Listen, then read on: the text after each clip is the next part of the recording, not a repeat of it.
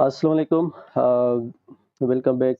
आज की जो हमारी लेक्चर है इसमें हम पढ़ेंगे लिमिट्स एंड कंटिन्यूटी के हवाले से क्वेश्चंस करेंगे और इस पूरी कॉन्सेप्ट को हम एक्सप्लोर करेंगे कि ये हम किस तरीके से फाइंड आउट करते हैं और एक्चुअल मीनिंग क्या होता है जब हम कोई क्वेश्चन लिखते हैं कि for example finding the limit of the function F of X when X approaches to 0 और 1 और 2 और 3। ठीक है, और फंक्शन कुछ इस तरह है एक्स प्लस वन या एक्स प्लस टू वाट एवर जो भी है। बहुत सिंपल सी बात है। लिमिट जब आप किसी इस तरह की फंक्शन की मालूम करते हैं तो आम रूटीन लाइफ में हम क्या करते हैं, एक्स की वैल्यू टू पुट करते हैं, यानी पुट करते हैं X is equal to two. तो ये इस तरीके से हमारे पास आ जाता है कि एफ ऑफ टू यानी कि limit of the function F of two भी लिख सकते हैं, एफ ऑफ एक्स भी लिख सकते हैं when X approaches to two. ठीक है, वैल्यू जो मेन चीज़ पुट करनी है वो आपने इस साइड पे पुट करनी है एक्स प्लस वन के अंदर। सो एक्स की जगह अगर टू पुट किया जाएगा तो ये बन जाएगा two plus one which is equal to three. तो इस तरीके से हम कहते हैं कि limit of the function F of X when X approaches to two is equal to three. अब ये थ्री क्या है और हम क्यों कहते हैं कि limit of this function is three, ये किस तरीके से हम इस चीज़ को थ्री कंसिडर करते हैं, थोड़ा रियलिटी में हम इन चीज़ों को देखते हैं। क्योंकि अगर हम कहते हैं कि find out the value of this function F of X is equal to X plus one at X is equal to two, तो इस फंक्शन की एक्स के ऊपर जो वैल्यू हमें मिलती है वो क्या है, तो वो भी टू है और लिमिट भी हम सॉरी वो भी थ्री बनती है क्योंकि हमें एट द एंड एक्स की वैल्यू वहाँ पे भी टू पुट करनी है। और इन दिट केस का अगर हम लिमिट की बात करें तो हम एक्स की वैल्यू टू पुट करेंगे फिर भी आउटपुट हमें थ्री ही मिल जाता है। सो वाई, इन दोनों के अंदर फिर डिफरेंस क्या है, आज इस चीज़ को हम एक्सप्लोर करेंगे।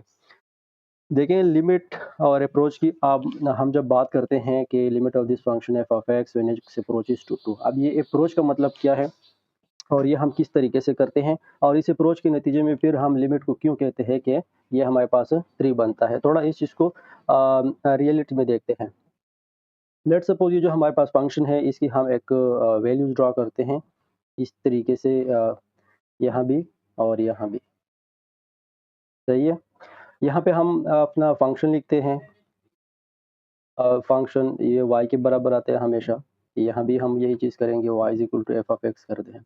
और इस साइड पे हम एक फंक्शन, एक्चुअल जो हमारा फंक्शन होता है वो लिखते हैं जिस तरह यहाँ पे था एक्स प्लस वन, यहाँ पे भी है एक्स प्लस वन। अब अगर क्वेश्चन ये है कि इस फंक्शन का लिमिट हमने निकालना है, limit of this function F of X when the X approaches to, let suppose कोई वैल्यू है आपके पास, ये जीरो भी हो सकता है, टू भी हो सकता है, माइनस टू, वन, टू, कोई भी एनी नंबर हो सकता है। लेट सपोज हम in the case of two इस चीज़ को डिस्कस करते हैं कि what will be the limit of this function F of X when we approaches the values of X from toward the two. अब ये अप्रोच किस तरीके से होता है, देखें अगर आपको रियल लाइन याद है तो ये हमारे पास इस तरीके से एक रियल लाइन हुआ करती थी जिसके अंदर हम यहाँ पे जीरो लिखते हैं, यहाँ पे वन होता है, यहाँ पे टू, यहाँ पे थ्री, फोर एंड इस तरीके इस साइड पे माइनस वन, माइनस टू और फिर माइनस थ्री। अब अप्रोच का मतलब ये है कि आप एक्स की वैल्यू जो है डायरेक्ट टू पुट ना करें बल्कि इसको आहिस्ता आहिस्ता ग्रेजुअली उसकी तरफ बढ़ते जाएं, तो आपको लिमिट नज़र आएगा कि एक्चुअल में हमारा लिमिट क्या होता है। सो कैसे हम इसकी तरफ अप्रोच कर सकते हैं, देखें जब आप कहते हैं कि एक्स अप्रोचेस टू टू, तो दो की तरफ अप्रोच करने के लिए आपको आपके पास दो ऑप्शन है, या तो आप इस साइड से वैल्यूज लेके आएँ या इस साइड से आप टू की तरफ वैल्यूज इंक्रीज करते जाएँ। तो यही वैल्यूज़ हम इंक्रीज़ और डिक्रीज़ करते जाएँगे from both of the sides और उनके अलग-अलग रिजल्ट्स देखेंगे और फिर उसके नतीजे में हम डिसाइड करेंगे कि एक्चुअल में हमारा लिमिट है क्या। सो यहाँ पर आप देखें, फॉर एग्ज़ाम्पल मैं फ़र्स्ट ऑफ ऑल एक्स की वैल्यू 0 रखता हूँ, इस साइड से मैं अप्रोच करता हूँ, ठीक है? यहाँ पे 0 से लेके 2 की जानिब, और ये स्टार्ट आप किसी भी नंबर से ले सकते हैं, हो सकता है आप -3, -2, -1, 0, 1 इस तरीके से लें या आप डायरेक्ट 0 से स्टार्ट लें, इट डिपेंड्स ऑन यू। मैं 0 से लूँगा तो यहाँ पे 0 + 1 हो जाएगा विच इज़ इक्वल टू 1। फिर मैं 0 से थोड़ा आगे बढ़ते हुए 1 की वैल्यू दे दूँगा, तो 1 हो जाएगा। अब 1 + 1 इज़ इक्वल टू 2 बन जाएगा। अब 1 के बाद तो डायरेक्ट 2 है और 2 की तरफ तो हम अप्रोच करने लगे हैं, तो इसका मतलब ये है कि अब 1 से डायरेक्ट हम 2 पे नहीं जाएँगे, बल्कि इसके बीच में जो नंबर होते हैं उसको हम एक्सप्लोर करेंगे। जैसे कि 1 के बाद आता है 1.5, तो मैं x की वैल्यू 1.5 पुट करूँगा, तो ये 1.5 + 1 इज़ इक्वल टू 2.5 बन जाएगा। इस तरह आप थोड़ा मज़ीद इंक्रीज़ करेंगे, 1.9 पे आते हैं। अब ये 1.9 + 1 हो जाएगा 2.9। यहाँ से आप पैटर्न देखते जाएँ। यहाँ पे 1.9 से थोड़ा और बढ़ाते हैं इस नंबर को 2 की तरफ, तो ये हो जाएगा 1.99। तो इस तरह 1.99 प्लस 1 इज इक्वल टू 2.99। अब 1.99 से भी हम वैल्यू को थोड़ा अब बढ़ाते हुए 2 की जानिब मज़ीद क्लोज जाते हैं, तो ये हमारे पास आ जाता है 1.999। सो 1.999 प्लस 1 इज इक्वल टू 2.999। और इस तरीके से आप जैसे-जैसे 119 लगाते जाएँगे, ये वैल्यू आगे बढ़ती जाएगी, ठीक है? और ये एक ना ख़त्म होने वाला सिलसिला होगा। और इस तरह ये भी एक इसका जो आउटपुट आता है आ रहेगा, ये भी बढ़ती जाएगी। अब यहाँ पे आपने देखना है कि यहाँ पे हम 1.99 पे थे, तो थोड़ा हम नंबर बढ़ा दिया 1.999, फिर 1.49, फिर 1.59, 10, 100, 1000, million, billion, trillions of nines आप लगा लें, तो भी ये नंबर बढ़ तो रहा है, बट अभी ये 2 से कम होगा। इट मीन्स दैट कि अगर हम ज़्यादा से ज़्यादा भी जाएँ ना, तो हम 2 तक ही जा सकते हैं, व्हिच इज़ इम्पॉसिबल। अगर हम इस तरीके से अप्रोच करेंगे, 119 आगे लगाते जाएँगे, तो ये एक इनफ़ाइनाइट सीरीज़ बन जाती है। बट हम फिर भी कहते हैं कि चलो ठीक है, अगर हम ज़्यादा से ज़्यादा भी चले गए, तो यहाँ पे हम 2 तक ही जा सकते हैं, ठीक है? सो यानी कि कहने का मतलब ये है कि जब हम x की वैल्यू 2 तक बढ़ा रहे हैं, 2 के ऊपर हम डायरेक्ट नहीं जा सकते, मैक्सिमम हम किस चीज़ की तरफ अप्रोच कर रहे हैं, 2 की तरफ। तो इसके नतीजे में फ़ंक्शन की वैल्यू कहाँ पे अप्रोच कर रही है, यहाँ पे आप देख लें, पहले 2.9 था, सॉरी 1 था, फिर बढ़ गया 2, फिर 2.5, फिर 2.9 बढ़ गया, फिर 2.999, 2.439। तो ये भी इस तरह बढ़ती जाएगी, 2.49, 59, 10, 100, एक-एक 9 इसके अंदर भी ऐड होता जाएगा। बट अगेन मैं आपको बता दूँ कि यहाँ पे आप 2.109 क्यों ना लगा लें, फिर भी ये नंबर जो है ये 3 से कम है, ठीक है? तो इट मीन्स दैट कि हम 4-5 तक जाना तो दूर की बात है, हम अगर ज़्यादा से ज़्यादा भी जाए ना, इन दैट केस हमारे फंक्शन की जो वैल्यू है वो ज़्यादा से ज़्यादा 3 पे पहुँच सकती है। बट अगेन इन रियलिटी अगर इस तरीके से हम वैल्यूज़ लगाते जाएँगे, तो हमारे पास 3 तक पहुँचना भी इम्पॉसिबल है। लेकिन हम फिर चूँकि एक ऐसे लूप में चले जाते हैं जो कि कभी ना ख़त्म होने वाला सिलसिला होता है, तो इसको एप्रोक्सीमेट वैल्यू हम लेते हैं फिर 3 कि चलें ज़्यादा से ज़्यादा अगर हम पहुँच भी जाते हैं, तो हम 3 तक पहुँच जाते हैं। सो इसके इस सिनेरियो में आप देखते हैं कि जब हम x की वैल्यूज़ 2 तक बढ़ाते हैं, अप्रोच करते हैं, और अप्रोच का मतलब ये है कि आप आहिस्ता-आहिस्ता एक-एक ग्रेजुअली 2 के पास क्लोज़ तो होते जा रहे हैं, बट 2 तक पहुँच नहीं पा रहे हैं, ठीक है? इस तरीके से इसके नतीजे में जो हमारा फंक्शन है उसकी वैल्यूज़ भी ग्रेजुअली बढ़ तो रही है, बट अगर हम देखें तो ये किस नंबर के करीब जा रही है, 3 के करीब जा रही है। तो हम कहते हैं कि ये हमारा आखिरी लिमिट है, 3 जो है ये हमारा आखिरी हद है, इसको हम क्रॉस नहीं कर सकते, मैक्सिमम हम यहाँ तक पहुँच जाते हैं। अब ये तो था वन साइड अप्रोच। दूसरे साइड पे अगर हम देखें, तो 2 से बड़े-बड़े नंबर हो सकते हैं, 5 और इससे आप स्टार्ट लें, फॉर एग्जांपल मैं 4 से स्टार्ट लेता हूँ। तो यहाँ पे x की वैल्यू अगर हम 4 इनपुट करेंगे, तो ये हो जाएगा 4 प्लस 1। फिर हम थोड़ा मज़ीद डिक्रीज़ करते हैं 3, तो ये हो जाएगा 3 प्लस 1। अब 3 के बाद जो मिनिमम नंबर आपको नज़र आता है वो 2 है। हम 2 डायरेक्ट इसलिए नहीं लगा सकते क्योंकि 2 की जानिब तो हम अप्रोच करना चाहते हैं।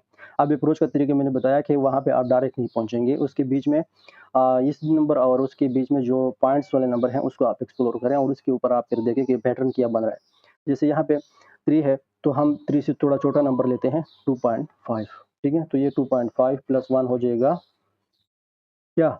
ये बनेगा 3.5, ये आपका 5, ये आपका 4, ये आपका 3.5 बन गया।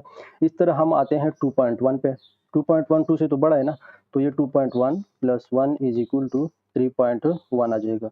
अब 2.1 से थोड़ा छोटा नंबर कौन-सा हो सकता है जो 2 के ज़्यादा करीब हो एज़ कम्पेयर टू 2.1, तो वो है हमारे पास 2.01।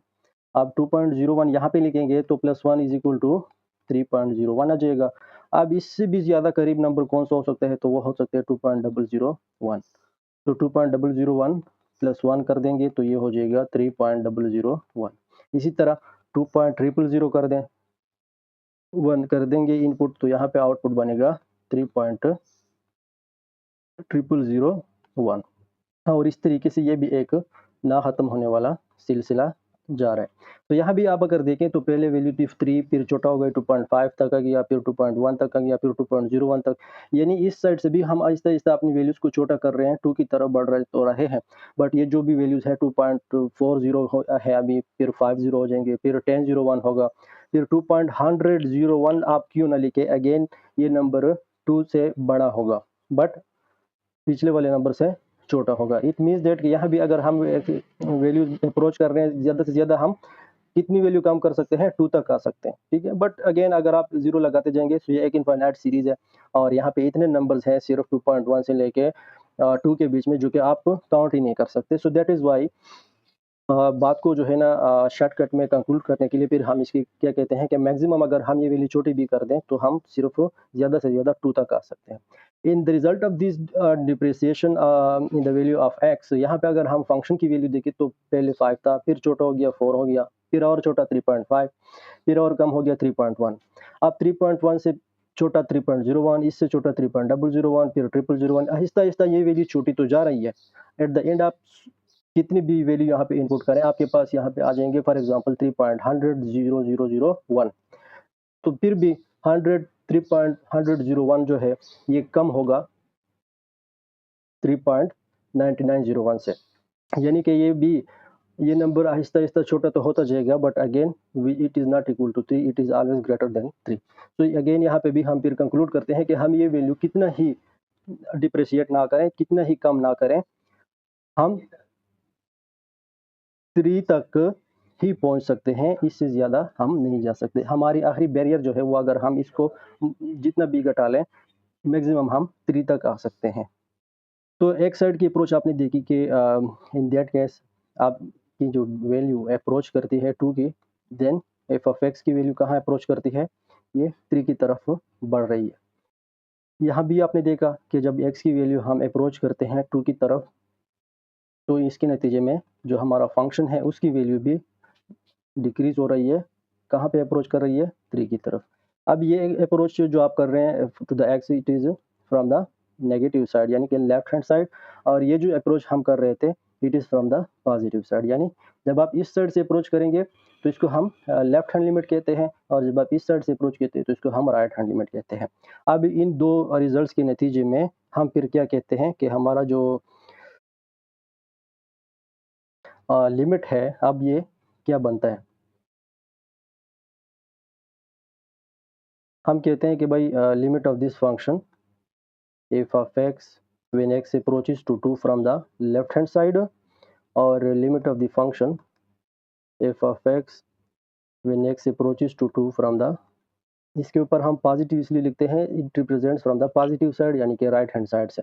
अब अगर दोनों साइड से हम 2 को अप्रोच करते हैं और इसके नतीजे में फंक्शन की वैल्यू भी एक ही नंबर की तरफ अप्रोच करती है, फिर हम कहते हैं कि इसका जैसे यहाँ पे भी 3 के ऊपर अप्रोच कर रहे हैं, इस साइड पे भी फंक्शन की वैल्यू 3 की तरफ अप्रोच कर रही है, फिर हम कहते हैं कि इस फंक्शन का जो लिमिट है वो 3 है। क्यों?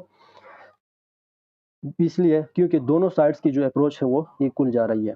और जब आप ये देखें कि एक फंक्शन के अंदर x की वैल्यू जब एक डिजिट की तरफ अप्रोच करती है from the left hand side या from the right hand side, और इसकी दोनों के नतीजे में फंक्शन की वैल्यू एक सेम नंबर की तरफ अप्रोच करती हो, जैसे यहाँ पे भी 3 है, यहाँ पे भी 3 है, फिर हम कहते हैं कि लिमिट अब इसका क्या है, when x approaches to 2 is equal to 3। फिर हम कहते हैं कि इस फंक्शन का लिमिट क्या है, 3 है, जब हम x की वैल्यू 2 की तरफ बढ़ाएंगे। तो इस तरीके से हम डायरेक्ट फिर बाद में जब कैलकुलेट करते हैं किसी लिमिट को, तो हम क्यों कहते हैं कि for example limit of the function F of X, हमारा फंक्शन है 4x minus 1 when x approaches to 2, तो हम डायरेक्ट ये वैल्यूज पुट करते हैं इसके अंदर, x की वैल्यू 2 लगाते हैं, तो 4 इंटू 2 माइनस 1 करते हुए 8 माइनस 1 इज इक्वल टू 7 आता है, और हम कहते हैं कि इस फंक्शन का लिमिट 7 है। बट ये हमें अक्सर नहीं पता होता कि इस फंक्शन का लिमिट हम 7 क्यों कंसीडर करते हैं, बिकॉज ये एक्चुअल में ये रूल्स जो है इसको सेटिस्फाई किया जा सकता है। और जब आप देखते हैं कि 0 1 प्लस 1 एक लेफ्ट हैंड लिमिट भी 3 की तरफ जा रही है, राइट हैंड लिमिट भी 3 की तरफ जा रही है, इस तरह अगर आप इसको ड्रा करेंगे तो आपको नजर आएगा कि इसकी लेफ्ट हैंड लिमिट भी 7 की तरफ जाएगी, राइट भी 7 की तरफ जाएगी। तो कहने का मतलब ये था कि जब हम लिमिट की वैल्यू कैलकुलेट करते हैं तो हम क्यों कहते हैं कि इसकी लिमिट हमारे पास 7 आ गई।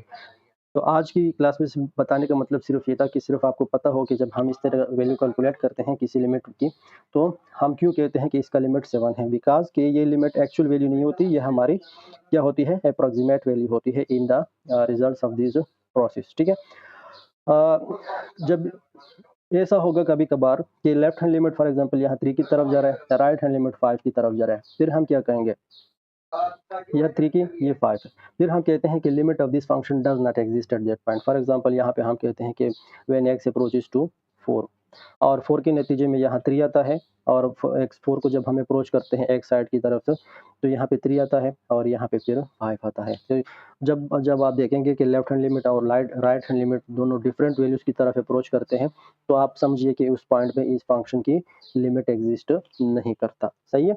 तो ये था आज का हमारा लेक्चर, जिसमें हमने सिर्फ ये देखा कि जब हम लिमिट को कैलकुलेट करते हुए कोई वैल्यू कंक्लूड करते हैं कि limit of this function is 7, 8, 2 whatever जो भी आपके पास आती है, so why we call it as 7 to R3 because क्योंकि ये हमारी अप्रॉक्सिमेट वैल्यू होती है और इसको हम एक्चुअल वैल्यू नहीं कह सकते, ठीक?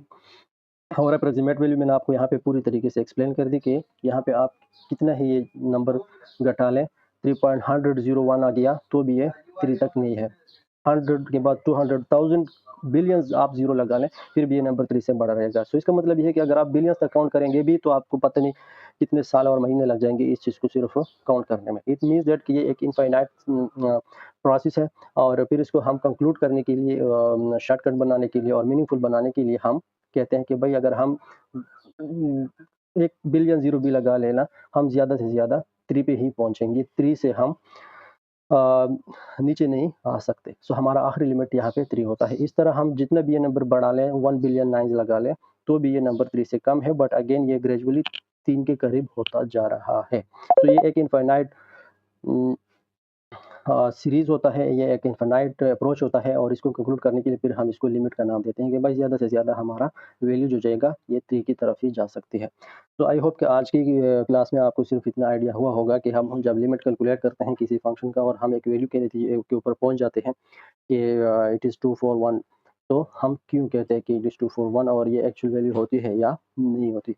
तो ये थी आज की हमारा लेक्चर। उम्मीद करता हूँ कि आप लोगों को क्लियर होगा। इंशाल्लाह अगले लेक्चर में मज़ीद इन चीज़ को एक्सप्लोर करेंगे कि हम हमारे पास वो केसेस कौन-कौन से हो सकते हैं कि जहाँ पे हम लिमिट एग्ज़िस्ट नहीं करता और फिर लेफ्ट हैंड लिमिट और राइट हैंड लिमिट किस तरीके से डिफरेंट हो सकते हैं, ठीक है? इसके हवाले से मैं एग्ज़ाम्पल्स दूँगा और आखिर में कंटिन्यूटी के हवाले से हम बात करेंगे। उसकी सिंपल 2 कंडीशंस हैं, अगर आप लिमिट को समझ जाते हैं तो इसका मतलब ये है कि आपको कंटिन्यूटी भी समझ में आ गई है। तो स्टे ट्यून्ड विद अस, मिलते हैं अगले लेक्चर में, तब तक के लिए मैं आपसे इजाज़त चाहूँगा। अल्लाह हाफ़िज़।